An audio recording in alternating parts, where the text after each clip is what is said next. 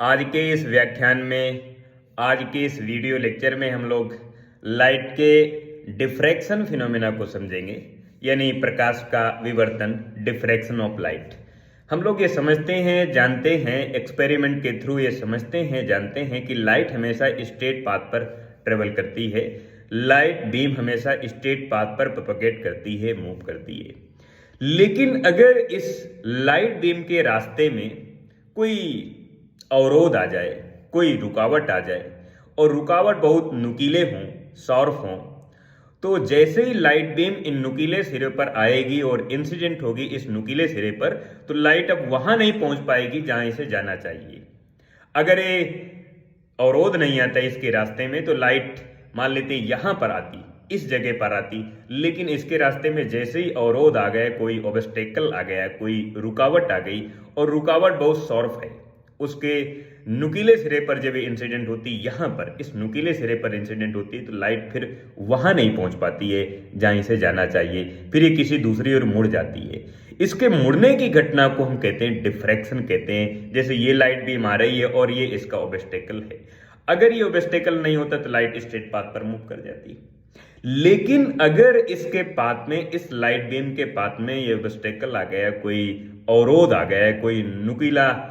अवरोध आ गया, तो इस नुकीले अवरोध से लाइट टकरा के सभी डायरेक्शन में फैल जाएगी, और इसके फैलने की घटना को, मुड़ने की घटना को हम कहते हैं डिफ्रैक्शन कहते हैं। जैसे इसे यूं समझो कि ये हमारे पास कोई अवरोध है और ये लाइट आ रही है, तो लाइट बीम जब इस किनारे पर टकराएगी, किनारे पर टकराएगी, तो किनारे पर टकराने के बाद लाइट बीम अब वहां नहीं जा पाएगी जहां इसे जाना चाहिए।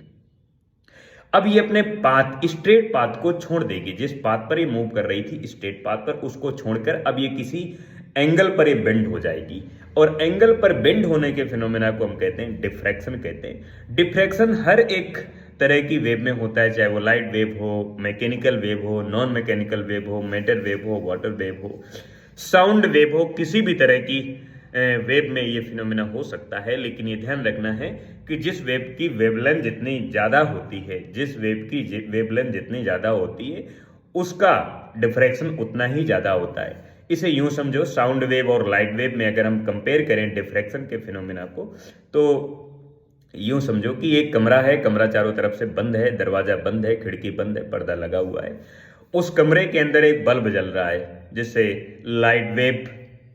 एमिट हो रही हैं, और उसी कमरे के अंदर एक रेडियो बज रहा है, गाना बज रहा है, और कोई दूसरा आदमी कमरे के बाहर से जब सुनेगा, या कमरे के बाहर से जब गुजरता है, कमरे के बाहर जो सड़क है वहां से जब दूसरा आदमी गुजरता है, कोई आदमी गुजरता है, तो उस आदमी को